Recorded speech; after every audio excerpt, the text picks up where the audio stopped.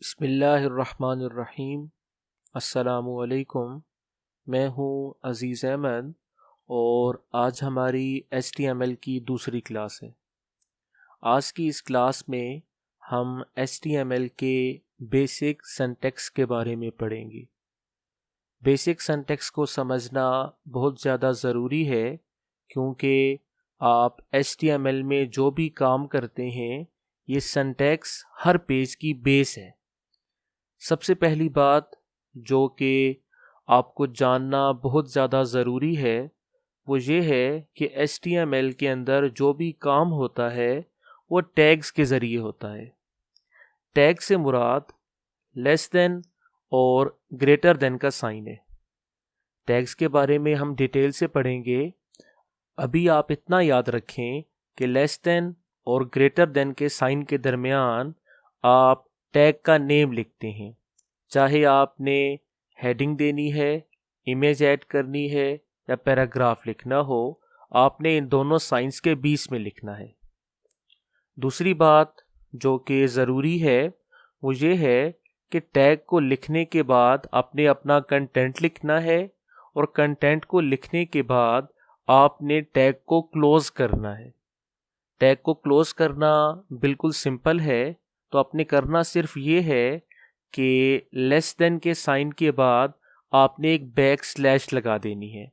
इससे ये टैग आपका क्लोजिंग टैग बन जाएगा। तो अभी तक आपको समझ आ गया होगा कि हर टैग के दो पार्ट होते हैं, एक होता है ओपनिंग टैग और एक होता है क्लोजिंग टैग। और इन दोनों टैग्स के बीच में आप अपना कंटेंट लिखते हैं। यहाँ तक तो बात हो गई टैग्स को लिखने की। अब हम बात करते हैं HTML के बेसिक स्ट्रक्चर की। तो आपका जो भी वेब पेज हो, जब भी आप उसकी कोडिंग शुरू करेंगे तो सबसे पहले आप HTML के टैग्स लिखेंगे। एक होगा HTML का ओपनिंग टैग और एक होगा HTML का क्लोजिंग टैग। आपने जो भी काम करना है इन दोनों टैग्स के बीच में करना है। HTML के ओपनिंग टैग के बाद हेड टैग को लिखा जाता है। सब टैग्स की तरह हेड टैग को भी क्लोज किया जाता है। हेड टैग के अंदर वो चीज़ें लिखी जाती हैं जो कि आमतौर पर वेब पेज पर शो नहीं होती। हेड टैग के अंदर टाइटल को लिखा जाता है।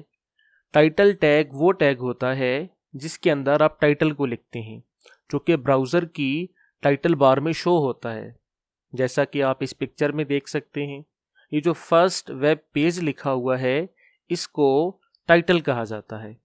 इसके अलावा हेड टैग के अंदर CSS, जावास्क्रिप्ट और दूसरी कुछ चीज़ों को लिखा जाता है जिनके बारे में हम आने वाली वीडियोस में पढ़ेंगे। हेड टैग के बाद बॉडी टैग को लिखा जाता है। बॉडी टैग के अंदर अब जो कुछ भी लिखते हैं वो हमारी वेबसाइट पे नज़र आता है। अब आखिरी बात जो कि बहुत ज़्यादा ज़रूरी है वो ये है कि आप HTML की फ़ाइल को लिखने के बाद उसको सेव कैसे करेंगे। तो उसको सेव करने का तरीका बिल्कुल आसान है।